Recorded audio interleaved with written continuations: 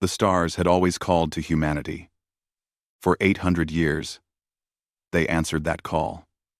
They built ships that could cross the void between worlds. They made homes on planets that had never known life. They spread across 12 star systems and called themselves children of the cosmos, but they were alone. In all their travels, they found ruins and echoes, ancient cities buried under alien dust, ships drifting empty through the dark, signs that others had come before, but never the others themselves. Captain Park Yuna stood on the bridge of the Times, Horizon's Edge Times, and stared at the object on the view screen. It was massive, a station of some kind. Built from metals, her sensors could not identify. It hung in space like a sleeping giant, waiting. "How old is it?" she asked. Dr. Kim Tae-woo looked up from his console. He was the ship's xenolinguist, a man who had spent 30 years studying dead languages from dead worlds. His eyes were bright with excitement. "At least 50,000 years, he said. "Maybe older. The design matches nothing in our records. Captain, this is first contact. Real first contact." Lieutenant Choi Mirei stepped forward. She was young for her rank, but Yuna had learned to trust her instincts. Right now, those instincts were telling her something was wrong. "Captain," Mirei said, "the station is powering up. Our scan must have triggered something." Yuna felt a cold weight settle in her stomach. "Can we stop it?" "No. It's all ready." The station lit up. Thousands of lights blinked on across its surface, and a beam of energy shot outward. Not at them, but past them, into the void. It split into 1,000 directions, racing toward distant stars. "What was that?" Yuna demanded. Tae-woo's face had gone pale. "A signal. A broadcast. It just sent our location to. I cannot calculate how many receivers. Thousands. Maybe millions." They had knocked on a door. Now the whole galaxy knew they were here. The response came faster than anyone expected. 3 days later, 3 ships appeared at the edge of the system. They were enormous. Each one was larger than any human vessel ever built. They moved with a grace that spoke of technology far beyond human understanding. Yuna ordered her crew to battle stations, but she knew it was pointless. If these visitors wanted them dead, they would be dead. A communication signal came through. Tae-woo worked frantically to decode it, and within minutes, a voice filled the bridge. It spoke in a language that should have been impossible to understand, but somehow the words were clear. "Vessel of unknown origin, you have activated a council relay. Identify your species and prepare to receive delegation." Yuna took a breath. This was the moment humanity had dreamed of for centuries. First contact with intelligent life. She had imagined it would feel triumphant. Instead, she felt only a deep sense of danger. "This is Captain Park Yuna of the United Earth Vessel times Horizon's Edge **. We represent humanity. We come in peace and wish to establish friendly relations." There was a pause. "Humanity is not in council records. You will receive delegation. Do not resist." Before Yuna could respond, a light appeared on the bridge. It grew, solidified, and became a figure. It was tall, nearly 3 meters, and its body seemed to be made of living crystal. Light moved through it like blood through veins. Behind it, 2 other figures appeared. One was insectoid, with too many eyes. The other was a cloud of gas, held in a vaguely humanoid shape. The crystal being spoke. "I am Ambassador Vorath of the ruling triad. I speak for the Galactic Council. You are new. This is surprising. New species have not emerged in 6,000 years. Yuna stood her ground. "We have many questions, Ambassador. Questions are irrelevant. Integration is mandatory." Vorath's voice carried no emotion. "Your species will be given 1 standard cycle to prepare. You will then submit to integration protocols. This is not negotiable." Mirei's hand moved toward her sidearm. Yuna stopped her with a look. "And if we refuse?" Yuna asked. The other two beings shifted. Something that might have been amusement passed between them. No species refuses, Voreth said. In 50,000 years, all species integrate. Those who resist face correction. Those who are corrected no longer exist.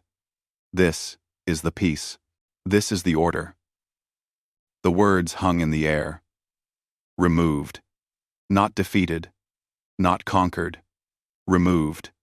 As if humanity was a stain to be wiped clean, Yuna kept her voice steady. We will need to consult with our government. Our homeworld is far from here. You have 30 of your planetary rotations. Then delegation will come for your answer.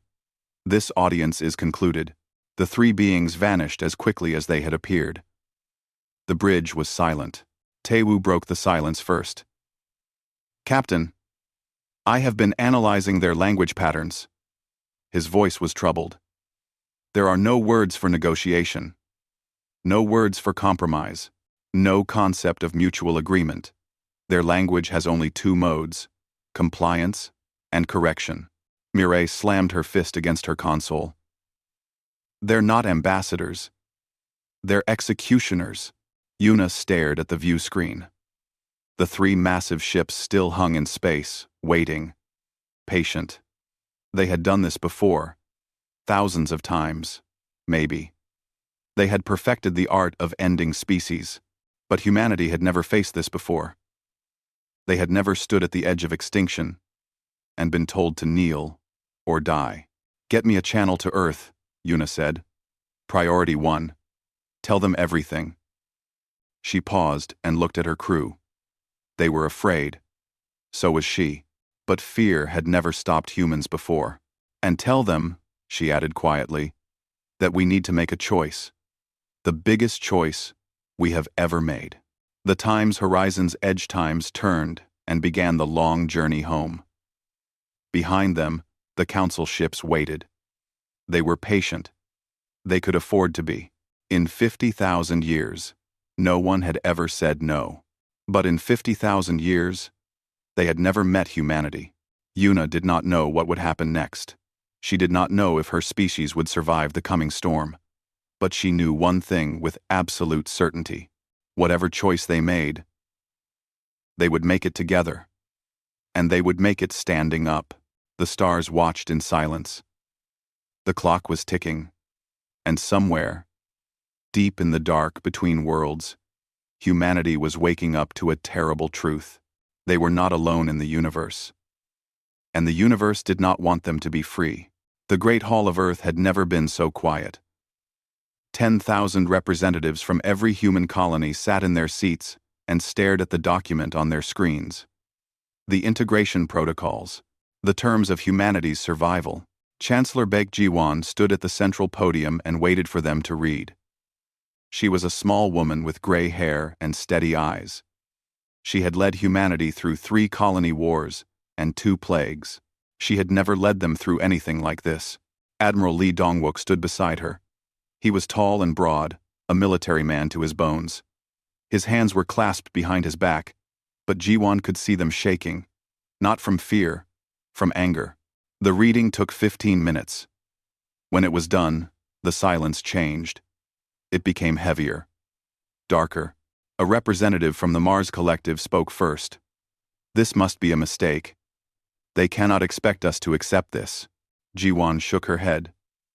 There is no mistake. These are the standard terms. Every species in the council has accepted them. Every species? The representative's voice cracked. Then, every species is a slave. Admiral Dongwook stepped forward. Let me read the key points again.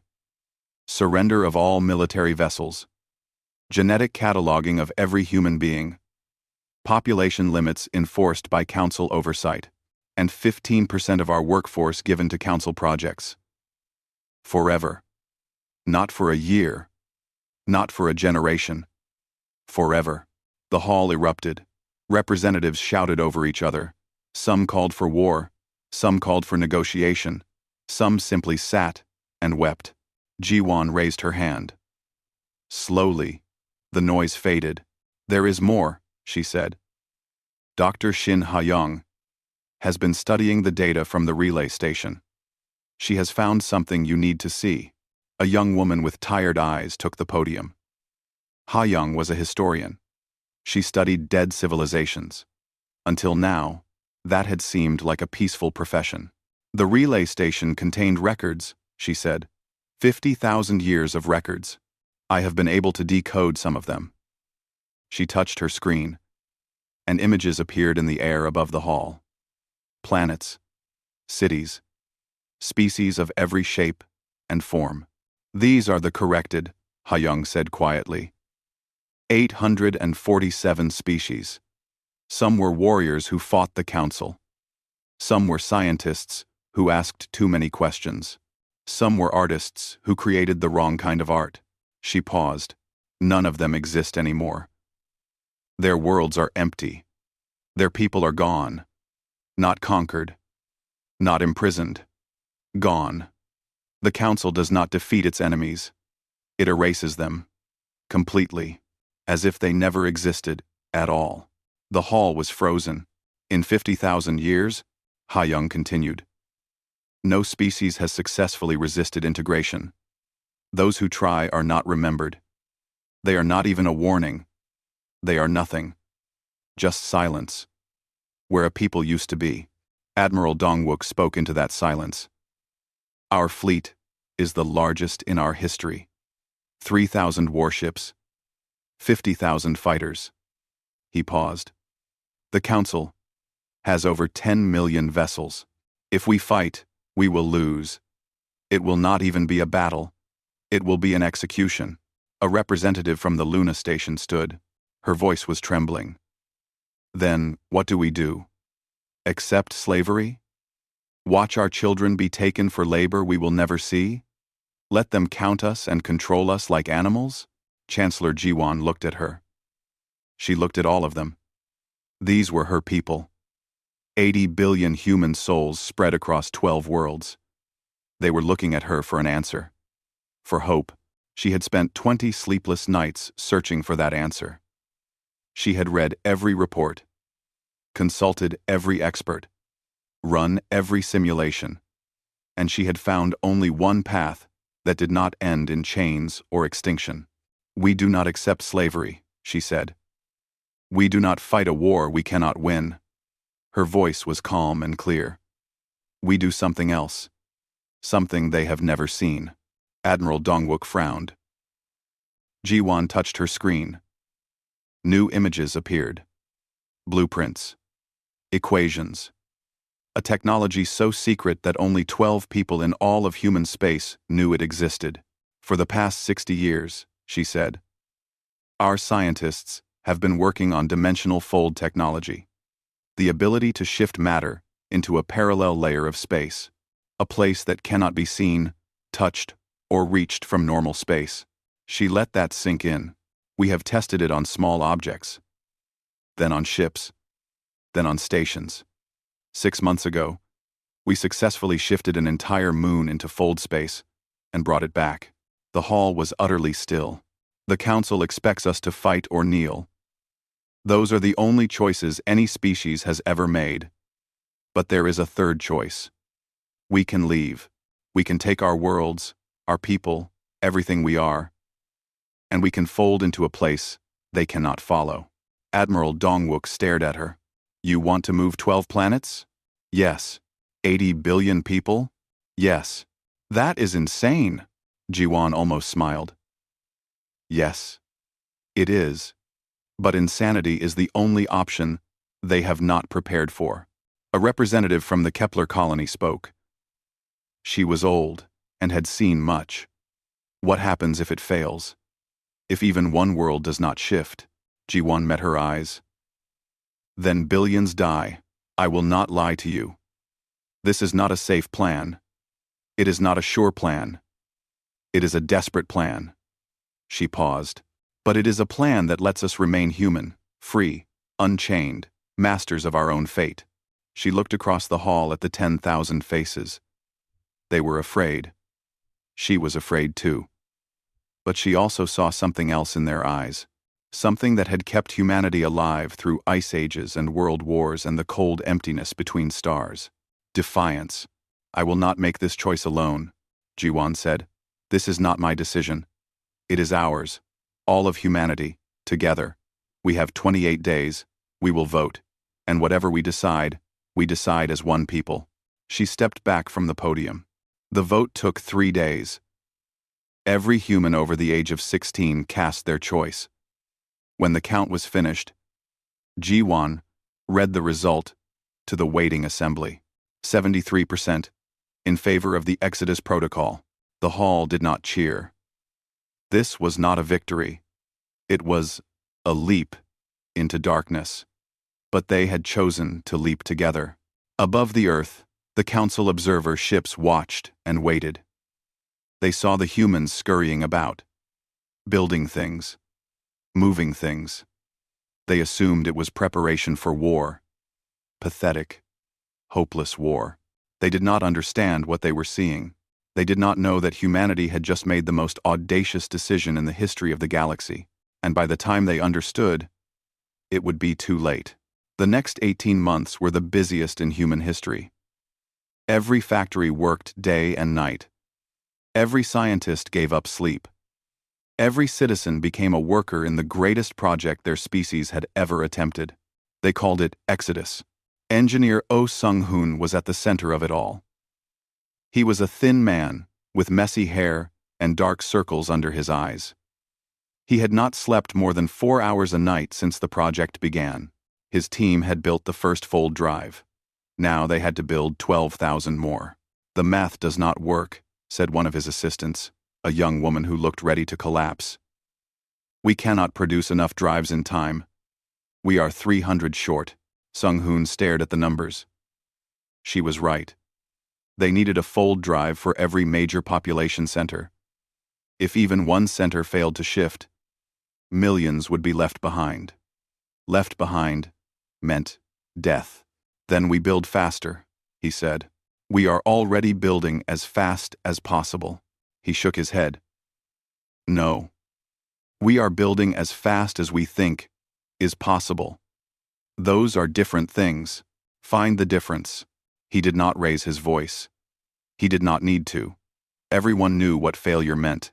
On the other side of human space, Commander Yoon Sora was building something very different. Her project was called the Decoy Fleet. 3,000 ships that would fly and fight and die without a single human on board. They have to believe it, she told her team. They have to believe we are fighting back. They have to believe we are stupid and desperate and doing exactly what every other species did. Her second officer, a young man named An Junsu, looked at the ship designs. These will not last long against Council weapons. They do not need to last long. They need to last long enough. Sora pulled up a tactical display. The Council will send their correction fleet. Over 200,000 ships. When they arrive, they will expect to find us waiting. We give them what they expect. A battle, fire and fury, thousands of ships exploding, while the real evacuation happens behind their backs. Exactly. Sora allowed herself a small smile. They have done this so many times that they do not even watch carefully anymore. They just wait for the dying to stop. We use that arrogance against them. Junsu was quiet for a moment. What happens to the decoy ships when the battle is over? Sora's smile faded. They get destroyed. Every single one. That seems like a waste. It is not a waste if it saves 80 billion people. Back on Earth, Agent Kang Jiho was playing the most dangerous game of all. He was a spy. His job was to feed information to the Council observers. False information. Every day, he met with Council representatives and told them what they wanted to hear. Humanity was afraid. Humanity was divided. Some colonies wanted to fight. Some wanted to surrender. The government was falling apart. The Council believed him. Why would they not? It was the same story they had heard 1,000 times before. Species always panicked when they faced correction. They always fractured and fought among themselves. They always made everything easier for the council. Your people are foolish, the council observer told Jiho one evening. It was a creature of living metal, its face a smooth mask with no expression. You could have peace, safety. You choose extinction. Instead, Jiho nodded sadly. I know. I have tried to tell them. But they do not listen. They think they can win. No species wins against the council. I know, Jiho said again. I know. He walked away with his heart pounding. Every lie was a risk. If the council suspected the truth, they would strike early. 80 billion people would die because he said the wrong word at the wrong time. But the lies held. The council saw what it expected to see. Foolish humans, preparing for foolish war. The deadline approached. On the last day, Chancellor Baek Ji-won made a broadcast. It went out to every human world. It also went out to the council. Because she wanted them to hear it. People of Earth, people of Mars and Luna and Kepler and all our worlds. Tomorrow, the council comes for their answer. She paused. I will tell you what that answer is. It is not yes. We will not give them our ships. We will not give them our children. We will not give them our freedom. We will not bend. We will not kneel. We will not become another silent entry in their records of the corrected. Her voice grew stronger. But the answer is also not war. We will not throw our lives away in a battle we cannot win. We will not give them the satisfaction of a quick victory. We will not play the game they have designed. She looked directly into the camera. We will leave. We will take everything we are and everything we love, and we will go somewhere they cannot follow. They think they own this galaxy. They think they control every corner of space. They are wrong. There are places they have never imagined. And that is where we are going. She took a breath. I will not promise you safety. I will not promise you comfort. I do not know what we will find in fold space. I do not know how long we will have to stay there. I only know this. Whatever we find, we will find it free. Whatever we build, we will build it ourselves. And one day, when we are ready, we will come back. And the galaxy will learn what happens when you try to put chains on humanity. She straightened. Tomorrow is not the end. Tomorrow is the beginning. Exodus begins at dawn. Be ready, be brave, be human. The broadcast ended. Across 12 worlds, 80 billion people looked up at their skies for the last time. They said goodbye to their stars. They held their children close. They whispered prayers to whatever gods they believed in. And they waited for dawn. Above them, the council observer ships recorded everything. They sent the broadcast to the correction fleet. The fleet commanders watched it and felt nothing. They had heard brave words before. They had heard threats and promises and pleas. It always ended the same way. Tomorrow, they would begin the correction.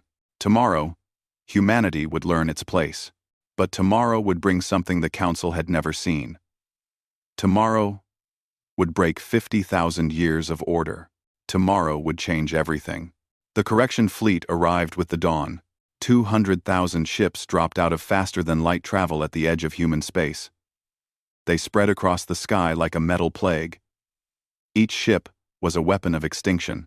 Together, they were the fist of the council, and they had never failed to crush what they reached for. Council Arbiter Thesson stood on the command deck of the flagship and watched the human worlds on the display. 12 planets. 80 billion lives. In a few hours, they would be nothing but a number in the records. The humans are launching ships, reported one of his officers. 3,000 vessels. They are forming a defensive line. Thesson felt something that might have been disappointment. He had hoped the humans would be different. The Chancellor's speech had been impressive, bold, but in the end, they were the same as all the others. They would fight. They would die. The galaxy would forget them. Begin correction, he ordered. The fleet moved forward. The battle began. It was not really a battle. It was slaughter. Human ships exploded by the hundreds. They fought bravely, Thesson admitted to himself. They flew straight at Council vessels and fired every weapon they had, but their weapons were toys. Their shields were paper. They died so quickly that the San almost felt sorry for them. Almost. Commander Yun Sora watched the battle from a hidden station deep inside an asteroid belt. Her hands were steady on the controls, but her heart was breaking. Those were her ships out there. She had built them.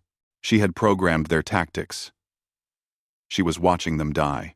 Decoy fleet down to 60%, reported An Junsu beside her. His voice was flat. Professional. Council forces are advancing on all fronts. Good, Sora said quietly. They are doing exactly what they are supposed to do. On the display, another 100 ships vanished in balls of fire. The Council fleet pushed deeper into human space. They were heading for the planets now. Heading for the kill. They did not notice that there were no life signs on any human ship. They did not notice that no escape pods launched. No distress calls. No surrenders. They did not notice because they were not looking. They had done this too many times. They knew how it ended. On the colony world of Sejong, technician Park Yoonji sat at her console and watched the countdown. Her job was to monitor the fold drive, to make sure it fired at exactly the right moment, to make sure 16 million people on this world shifted safely into fold space. Her hands were shaking. 60 seconds, said the voice in her earpiece. It was Engineer Oh Sung-hoon, coordinating the entire exodus from his station on Earth. All worlds report status. Unji checked her readings. Sejong ready. 11 other voices reported in. Mars ready. Luna ready. Kepler ready. All 12 worlds, waiting for the signal. 30 seconds. Yoonji looked out the window. The sky was full of fire. She could see the flashes of the space battle overhead. The Council fleet was close now. So close. 15 seconds. She thought about her mother, her sister, her friends, all of them scattered across different worlds. Would she ever see them again? 10 seconds. She thought about what would happen if the drive failed. If the math was wrong, if they had made a mistake somewhere in the millions of calculations. 5 seconds. She closed her eyes. Exodus. The fold drive activated. It was not like anything Unji had ever felt. The world did not shake. There was no sound. No flash. Instead, everything simply shifted. Like reality itself took a step to the left. Like the universe blinked. She opened her eyes. The sky was different. The stars were gone. Above her was not blackness, but a deep, swirling gray. Fold space. They were in fold space. Sejong successful, she reported, her voice trembling. We are through, one by one. The other worlds reported in. Mars successful. Luna successful. Kepler successful. 11 worlds. All safe in the place between dimensions. And then the last report. Earth successful. Unji felt tears on her face. She did not wipe them away. Back in normal space, Arbiter Thesson was reviewing the battle results when the first report came in. Arbiter. We have lost contact with the human colony on Kepler. Thesson frowned. Lost contact? What do you mean? It is gone. Arbiter. The planet is not there. That is impossible. Check your sensors. We have checked. The planet is gone. No debris. No energy signature. It simply vanished. Before Thesson could respond, another report came in. Then another. Then another. Luna gone. Mars gone. The Tau Ceti colony gone. He rushed to the main display. His officers were pointing and shouting. They did not understand what they were seeing. Neither did he. One by one, the human worlds were disappearing. Not exploding. Not hiding. Vanishing. Folding out of existence, like they had never been there at all. Find them, Thesson ordered. Scan everything. Every frequency. Every dimension. They have to be somewhere. His officers tried. They scanned normal space. They scanned subspace. They scanned dimensions that most species did not even know existed. They found nothing. And then, Earth vanished. Tassan watched it happen. The blue and green world was there. And then it flickered, shimmered like a heat mirage, and was gone. 80 billion humans, 12 planets, everything humanity had ever built, gone. Arbiter, one of his officers said slowly, there are no human life signs anywhere in scanned space. The decoy ships were unmanned. The planets are. They are just not there anymore. Act 2. Act 2. The decoy ships. Tassan stared at the empty space where Earth had been. In 50,000 years of corrections, he had seen species fight. He had seen them surrender. He had seen them beg and threaten and pray. He had never seen one disappear. What do I report to the council? His second officer asked quietly. Tassan did not answer for a long moment. When he spoke, his voice was hollow. Report that the correction was unsuccessful. The target species is unaccounted for. Unaccounted for? They are not destroyed. They are not captured. They are not integrated. Tassan turned away from the display. They are gone, and we do not know where. They're herleverwhere. They're one for. They're hurly for. The words felt strange in his mouth. In 50,000 years, no arbiter had ever spoken them, but the humans were beyond reach. The humans had done the impossible. The humans had escaped, and somewhere, in a place the council could not see or touch or follow, 80 billion free people looked up at a gray sky and began to build a new future. 300 years passed. In normal space, the Galactic Council was falling apart. It had started slowly. First came the questions. How had the humans escaped? Where had they gone?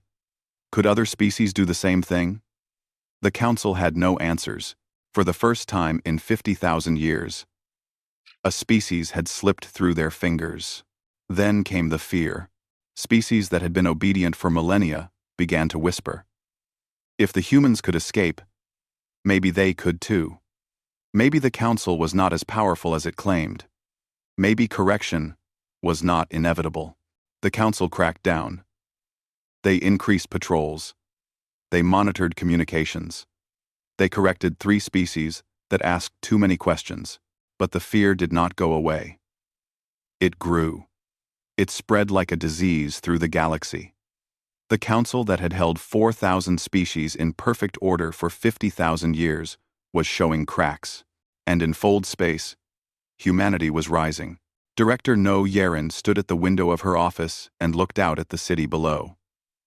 It was called New Sol, and it was only one of thousands of cities on New Earth. 300 years of growth without council limits. 300 years of building and creating and dreaming. The population was 900 billion now. Not just humans anymore. They had found other refugees in fold space. Species that had fled the council long ago and hidden in the spaces between dimensions. They had joined together, shared knowledge, built something new, and they had been watching. The council is weaker than ever, Yeren said to the man standing behind her. Our observers report that 6 species are on the edge of rebellion. 3 more have been secretly building fold drives based on fragments of our technology that leaked through. Captain Seo Junwoo nodded. He was young for his rank, but he had earned it. His ship, the Times Silent Dawn *, was the fastest and most advanced vessel humanity had ever built. It could slip between dimensions like a fish through water. Are we ready? He asked. Yeren turned to face him. That is the question.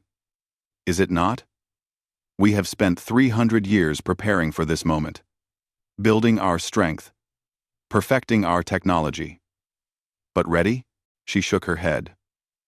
I do not think you are ever ready to change the galaxy.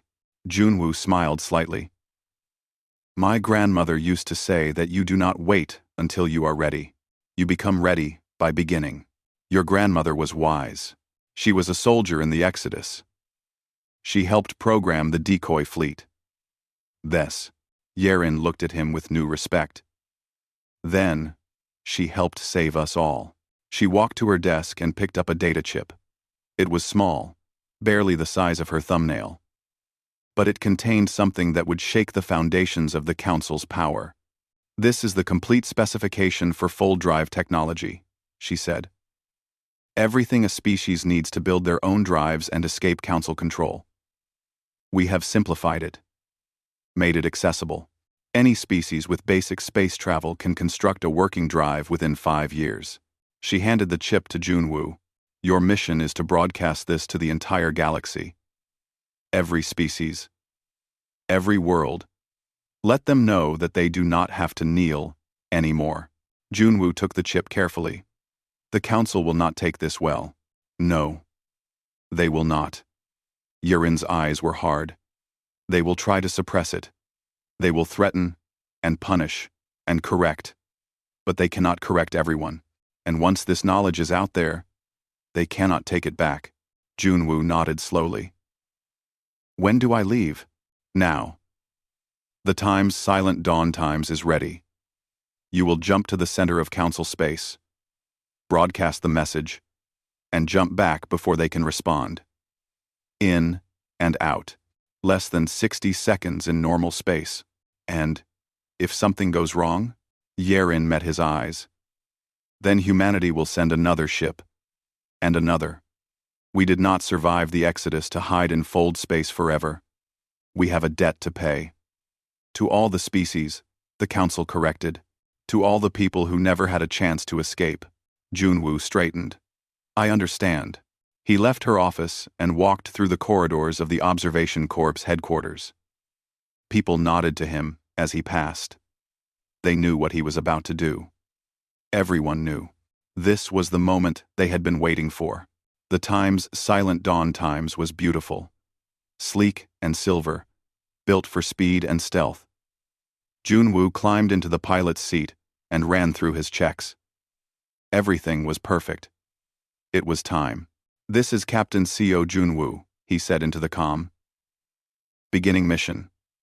See you on the other side, the ship hummed. Reality folded around him.